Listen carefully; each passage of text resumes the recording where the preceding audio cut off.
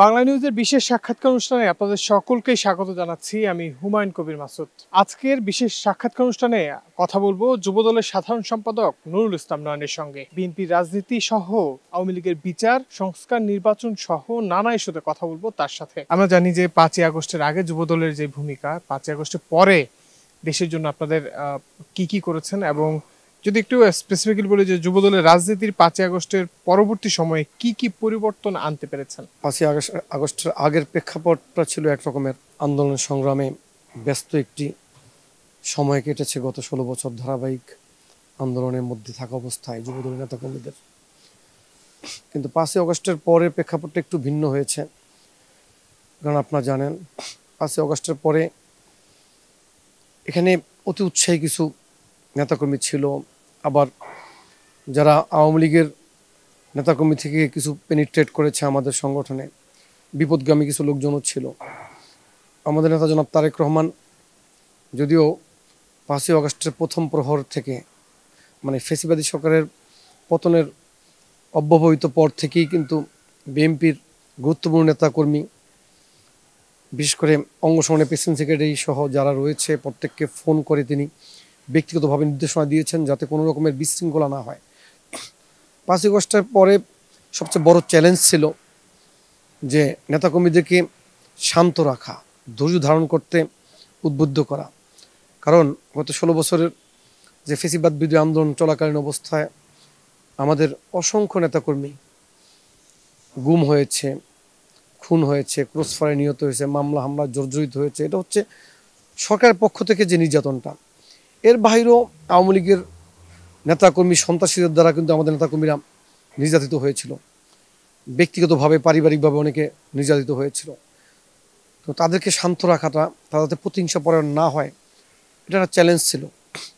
কারণ আপনারা জানেন 16 বছর ফেসিবাদ বিরোধী আন্দোলন চলাকালীন শেষের দিকে আওয়ামী লীগের মুখপাত্র যারা ছিল, এমপি মন্ত্রীরা প্রায় বলতেন যে আওয়ামী লীগের পতন হলে বাংলাদেশে কমপক্ষে 5 লক্ষ আওয়ামী লীগ নেতাকর্মী বিএনপির নেতাকর্মীদের হাতে মারা পড়বে। কিন্তু আল্লাহর অশেষ রহমত, বিএনপির ভারপ্রাপ্ত চেয়ারম্যান জনাব তারেক রহমান প্রথম প্রহর থেকে আমাদের দলের নেতাকর্মীদেরকে সংযত করতে পেরেছিলেন। তিনি আমাদেরকে নির্দেশনা দিয়েছেন। আমরা সারা দেশে আমাদের দায়িত্বশীল নেতৃবৃন্দের কাছে আমাদের চেয়ারম্যান সাহেবের বার্তা পৌঁছে দিয়েছি যাতে কেউ বিশৃঙ্খলা না করে। তারপরেও কেউ কিছু বিশৃঙ্খলা জড়িয়ে পড়েনি তা না, আমরা তাদের বিরুদ্ধে সাংগঠনিক ব্যবস্থা নিয়েছি। কোথাও শোকজ করেছি, কোথাও বহিষ্কার করেছি, কোথাও কমিটি বিলুপ্ত করেছি, কোথাও কমিটি বিলুপ্ত করেই আমরা শেষ করিনি, কিংবা বহিষ্কার করেই আমরা দায়িত্ব শেষ করিনি। আমরা সাংবাদিক সম্মেলন করেছি ওই অপরাধী যে সকল নেতাকর্মী রয়েছে তাদেরকে গ্রেপ্তারের জন্য। অর্থাৎ নেতাকর্মীদেরকে সাংগঠনিক ফ্রেমের মধ্যে আনাটা, তাদেরকে ধৈর্য ধারণ করতে উদ্বুদ্ধ করাটা এবং শৃঙ্খলা ধরে রাখাটা, এটা খুব গুরুত্বপূর্ণ চ্যালেঞ্জ ছিল। যেখানে আওয়ামী লীগের মুখপাত্রদের আশঙ্কা ছিল যে আওয়ামী লীগের পতনের পরে বাংলাদেশে একটি বড় ধরনের মেচাকার হবে, প্রতিহিংসার মুখোমুখি হবে আওয়ামী লীগের নেতাকর্মীরা। কিন্তু আমাদের নেতাকর্মীদের হাতে ওরা একটা চরও খায়নি। এটার প্রধান হচ্ছে যে আমি মনে করি যে আল্লাহ রব্বুল আলমিন বাংলাদেশকে সেভ করে দিয়েছেন। ঠিক আছে, আল্লাহ রব্বুল আলমিনের রহমত এটা। আর আমাদের নেতা জনাব তারেক রহমান তিনি শুরু থেকে এই ব্যাপারে খুব সতর্ক ছিলেন, সোচ্চার ছিলেন, যাতে বিএনপি পরিবারের প্রতিটি নেতাকর্মীকে তিনি সংযত করতে পারেন, ধৈর্য ধারণ করতে উদ্বুদ্ধ করতে পারেন। এর জন্য তিনি খুব সতর্ক ছিলেন এবং কঠোরভাবে নির্দেশনা দিয়েছিলেন আমাদের নেতা জনাব তারেক রহমান। কেন্দ্র থেকে তৃণমূল, আপনি কিছুক্ষণ আগে যেমনটি বলছিলেন, দীর্ঘ 16 বছর বিএনপি করার ফলে নানা ধরনের সমস্যার সম্মুখীন হয়েছেন। আপনি কি এর কোনো স্মৃতিচারণ করতে চান কিনা, কিংবা এমন কোনো ঘটনা আপনি যদি আমাকে জানাতেন? আমার সাথে রাজনীতি করেছে এরকম বেশ কয়েকজন গুম হয়েছে, আমরা ফেরত পাইনি। 2-1 লাশ পেয়েছি আমরা, একজনকে ফেরত পেয়েছিলাম। তারপরে তার কাছ থেকে তার গুম হওয়ার এবং গুম জীবনের কাহিনী শুনেছি, যেগুলো খুবই বেদনাদায়ক ছিল।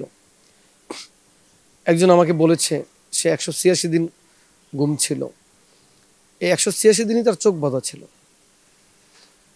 এবং তার একটা কথা আমার কানে সবসময় বাজে, সে বলছে যে আমি তো ভেবেছি আমাকে মেরে ফেলবে, কিন্তু মারা যাওয়ার আগে আমার শেষ ইচ্ছা ছিল যে আমি একদিন বিছানায় শুয়ে ঘুমাবো। মানে 186 দিন তাকে শুতে দেয়নি। তার হাত বাঁধা, মানে হাত করা পরিহিত, এবং দুই হাতের মাঝখানে, মানে হাত করা পরিহিত দুই হাতের মাঝখানে একটি লোহার বার ছিল। মানে এভাবেই তাকে 6 মাস থাকতে হয়েছে। তার মধ্যে লাস্টের 2 মাস তাকে টয়লেটে রেখেছে।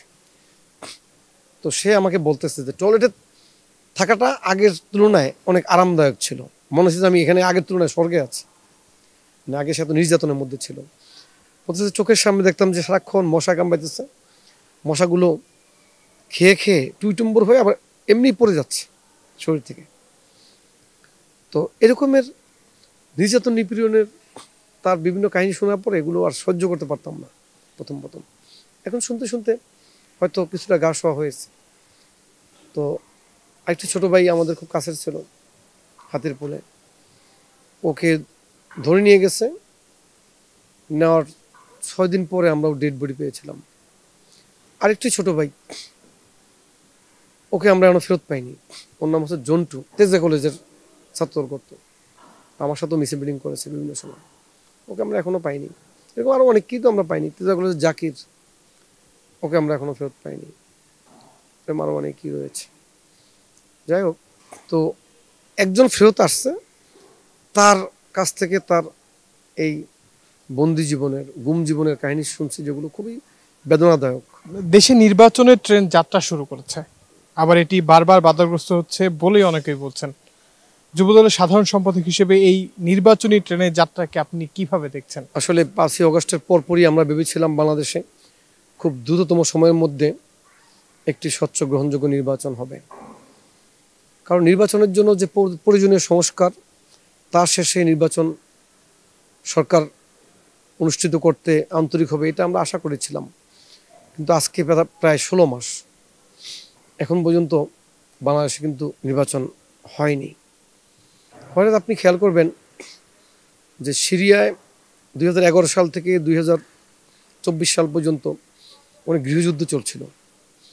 এই গৃহযুদ্ধ চলাকালীন 5,28,000 মানুষ নিহত হয়েছে, 1,30,00,000 মানুষ গৃহহারা হয়েছে, 60 লক্ষ মানুষ শরণার্থী হয়েছে।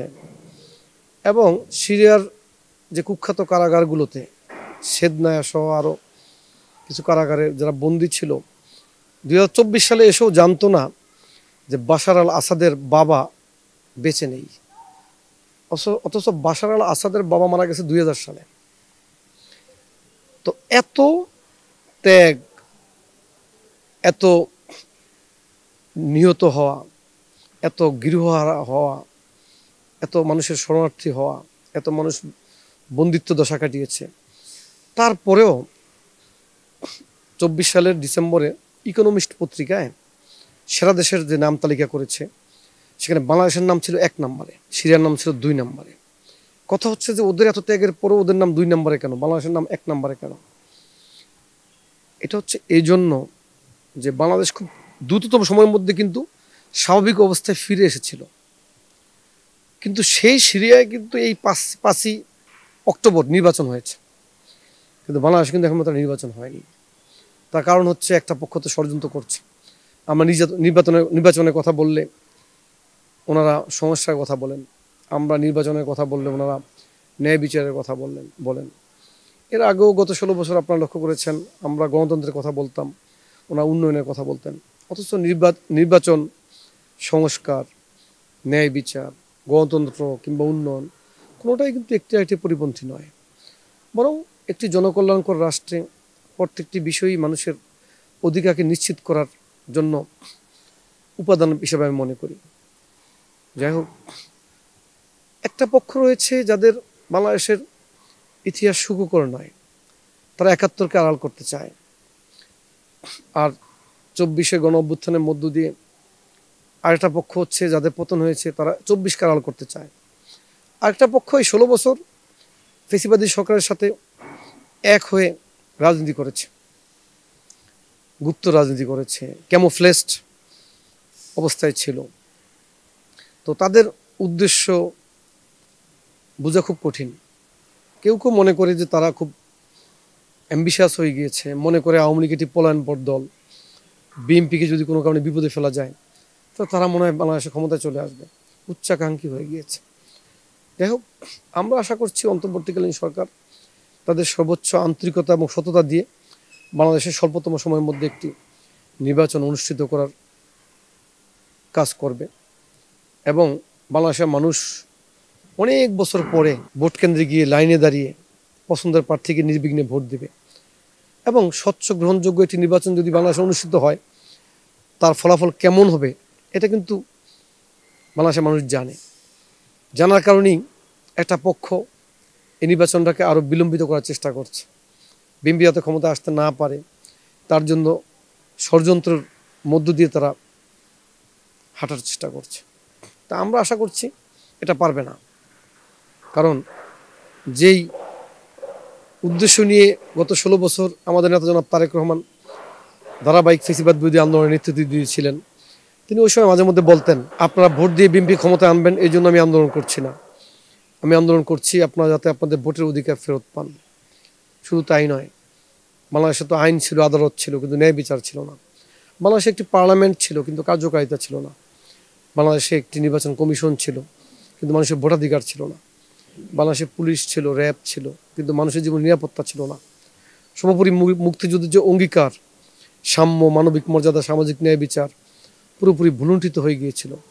এগুলো যদি ফিরিয়ে আনতে হয় তাহলে বাংলাদেশের গণতন্ত্রকে পুনঃপ্রতিষ্ঠিত করতে হবে। আর গণতন্ত্রকে পুনঃপ্রতিষ্ঠিত করতে হলে আসলে একটি স্বচ্ছ গ্রহণযোগ্য নির্বাচন অনুষ্ঠানের কোনো বিকল্প নেই বলে আমি মনে করি। 24-এর আন্দোলনের পর যে দলটি তৈরি হয়েছে জাতীয় নাগরিক পার্টি অর্থাৎ এনসিপি, তাদের যে রাজনৈতিক কার্যক্রম চলছে সেটিকে আপনি কিভাবে দেখেন? এবং সংযুক্ত একটি প্রশ্ন রাখতে চাই যে তারেক রহমানের দেশে ফেরা নিয়ে আপনাদের কাছে কোনো বার্তা আছে কিনা? নতুন একটি রাজনৈতিক দল হয়েছে, আমরা সাধুবাদ জানাই, কিন্তু একটু ধীরস্থিরভাবে পথ চললে খুব ভালো হয়। বিএনপির মতো একটি ঐতিহ্যবাহী রাজনৈতিক দল যাদের গত 16 বছর ফেসিবাদ বিরোধী আন্দোলনে সংগ্রামে ধারাবাহিকভাবে অবদান ছিল। সত্যি কথা, বিএনপির ধারাবাহিক সংগ্রামের কারণেই একটি পটভূমি তৈরি হয়েছিল, যে পটভূমির উপর দাঁড়িয়ে বাংলাদেশে একটি ছাত্র গণ অভ্যুত্থান অনুষ্ঠিত হয়েছে। কিন্তু কেউ যদি মনে করে ফেসিবাদের পতন হয়েছে লাস্টের 1 মাসের আন্দোলনে, এটাকে আমি অযৌক্তিক মনে করব। আমি মনে করি যে আসলে অন্যান্য রাজনৈতিক দলের প্রতি পরমত সহিষ্ণুতা দরকার, শ্রদ্ধাবোধ থাকা দরকার, আর শালীনতা খুব গুরুত্বপূর্ণ রাজনীতিতে। শিষ্টাচার বহির্ভূত বক্তব্য আমাকে বিচ্ছিন্ন করে ফেলতে পারে। শিষ্টাচার বহির্ভূত বক্তব্য অন্য অবদানকে খাটো করে দেয়। এই জন্য তাদের প্রতি আমাদের আহ্বান থাকবে, নতুন যে রাজনৈতিক দল তারা তাদের যে অবদান রয়েছে সেই অবদান মানুষের কাছ থেকে স্বীকৃতি পাওয়ার জন্য তাদের জোর করার দরকার নেই। সাধারণ মানুষই তাদের অবদানকে স্বীকার করবে, কিন্তু পাশাপাশি অন্যান্য সাধারণ মানুষ, অন্যান্য রাজনৈতিক দল তাদের যে অবদান রয়েছে সেগুলোকে তো স্বীকার করা, শ্রদ্ধার সাথে দেখা, এগুলো গুরুত্বপূর্ণ বলে আমি মনে করি। এবং তারা মনে করে যে বাংলাদেশের তরুণ সমাজ, যুব সমাজ তাদের একক কমান্ড দ্বারা নিয়ন্ত্রিত। আপনারা লক্ষ্য করেছেন আমরা এর মধ্যে ঢাকা এবং ঢাকার বাহিরে তারুণ্যের সমাবেশ করেছি, সেখানে তারুণ্যের ঢল আপনারা দেখেছেন। ঢাকায় স্মরণকালের একটি বড় সমাবেশ হয়েছে তারুণ্যের সমাবেশ নামে। সেখানে ছাত্রদল ছিল, যুবদল ছিল, স্বেচ্ছাসেবক ছিল, অর্থাৎ বাংলাদেশের তরুণ, যুবক, কিশোরদেরকে কিন্তু আমরা ঐক্যবদ্ধ করতে পেরেছি। তরুণদের মেধা, মনন, স্বপ্ন, সাহস এবং সংগ্রামকে ধারণ করার সক্ষমতা কিন্তু বিএনপির রয়েছে। এটাকে বোঝা, উপলব্ধিতে আনা এবং বিএনপির প্রতি শ্রদ্ধাবোধ রেখে কথা বলাটা তাদের দরকার ছিল। আমরা অন্যান্য রাজনৈতিক দলকে আমরা কোনো ছোট করে কথা বলি না। আমাদের নেতা জনাব তারেক রহমান ইতিমধ্যে বিবিসিতে একটি সাক্ষাৎকার দিয়েছেন, 2টি পর্বে প্রচারিত হয়েছে। আপনারা দেখেছেন যে বাংলাদেশে ক্রিয়াশীল অন্যান্য রাজনৈতিক দলের প্রতি তিনি কীভাবে শ্রদ্ধা রেখেছেন, প্রতিটি মানুষের অবদানকে তিনি কীভাবে শ্রদ্ধার সাথে স্মরণ করেছেন। তাকে যখন জিজ্ঞেস করা হয়েছিল যে জুলাই আন্দোলনের মাস্টারমাইন্ড তিনি কিনা, তিনি বলেছেন এই জুলাই আন্দোলনের মাস্টার মাইন্ড হচ্ছে বাংলাদেশের জনগণ। এর চেয়ে উদার রাজনৈতিক কমেন্ট আর কি হতে পারে? অথচ গত 16 বছরে ফেসিবাদ বিরোধী ধারাবাহিক আন্দোলনে সত্যিকার অর্থেই নেতৃত্ব দিয়েছেন, আমাদেরকে পথ দেখিয়েছেন আমাদের নেতা বিএনপি ভারপ্রাপ্ত চেয়ারম্যান জনাব তারেক রহমান, কিন্তু তিনি ক্রেডিট নিতে চাননি। সর্বশেষ একটি প্রশ্ন রাখবো, জামাত ইসলামী সহ আরো বেশ কয়েকটি রাজনৈতিক দল তারা পিআর ইস্যুতে রাজপথে আন্দোলন গড়িয়েছে, সেই ক্ষেত্রে যুবদলের পক্ষ থেকে বিপরীত ধর্মী কোনো কর্মসূচি আসবে কিনা? না, এটা আমাদের জাতীয় পর্যায়ের রাজনীতিতে বোঝাপড়ার ব্যাপার। বিচ্ছিন্নভাবে যুবদল এটা নিয়ে কোনো আন্দোলন করছে না, কিন্তু বিএনপির পক্ষ থেকে যদি রাজপথে কোনো আন্দোলন সংগ্রামী নির্দেশনা আসে সেটা যুবদল অক্ষরে অক্ষরে পালন করবে। আওয়ামী লীগের বিচার নিয়ে যেই আলোচনা আছে, যুবদলও সেটি চাই, আমরা এমনটি আপনাদের কাছ থেকে বারংবার শুনেছি। সর্বশেষ পর্যন্ত আওয়ামী লীগ আবারও নানা ধরনের কার্যক্রমে লিপ্ত হয়েছে। বিশেষ করে আমরা দেখেছি যে তারা মিছিল করছে, তারা ফেসবুক সহ অন্যান্য যে সামাজিক মাধ্যম সেখানেও নানা ধরনের হুমকি ধুমকি দিচ্ছে। সেগুলোকে মোকাবেলা করতে যুবদল রাজপথে বা যুবদলের কি ভূমিকা থাকতে পারে? 16 বছর পর্যন্ত বাংলাদেশে নির্বিচারে যে হত্যাকাণ্ডগুলো সংঘটিত হয়েছিল শুধু ক্ষমতাকে পাকাপোক্ত করার জন্য, জুলুম হয়েছিল, গুম হয়েছিল আমাদের নেতারা এবং কর্মীরা, বাংলাদেশ থেকে অর্থ বিদেশে পাচার হয়েছে লুটপাটের মধ্য দিয়ে। প্রতিটি অন্যায়ের জন্য আমরা 5ই আগস্টের অব্যবহিত পরেই আমরা কর্মসূচি দিয়েছিলাম ফেসিবাদের প্রধান শেখ হাসিনাকে বাংলাদেশে ফিরিয়ে আনার জন্য। কারণ আমরা চাই যে তাকে বাংলাদেশে এনে আইনের মুখোমুখি করা হোক এবং তার একটু বিচার হোক, এবং দৃষ্টান্ত হিসাবে যাতে এই বিচারটা হয়, ভবিষ্যতে যাতে কেউ যাতে স্বৈরাচার হয়ে উঠতে না পারে এবং ভবিষ্যতে যাতে ফেসিবাদ উৎসাহিত আর না হয়। এই জন্য আমরা গত 16 বছরের যে ফেসিবাদী সরকার, এই সরকারের যারা অপরাধী, এই অন্যায় কাজের যারা নির্দেশদাতা এবং সরাসরি যারা এই অন্যায় কাজগুলোকে বাংলাদেশে এত নির্লিপ্তভাবে অনুষ্ঠিত করছে এবং অন্যায় কাজগুলো করার ক্ষেত্রে প্রশাসনকে বাধ্য করেছে, তো যারা এই অন্যায় কাজগুলো করেছে এবং নির্দেশ দিয়েছে, সর্বোপরি সরকারের যারা এই অন্যায় কাজগুলো করার ক্ষেত্রে মূল কলকাঠি নেড়েছে, দায়িত্বে ছিল, আমরা তাদের বিচার তো অবশ্যই দাবি করছি। এই বিচার অনুষ্ঠান যাতে নির্বিঘ্ন হতে পারে, এর জন্য পরিবেশটাকে স্বাভাবিক রাখার জন্য কিংবা রাজপথে যদি কোনো অবস্থান নিতে হয় সেটা যুবদল নেবে ইনশাআল্লাহ বিএনপির নির্দেশ মতো।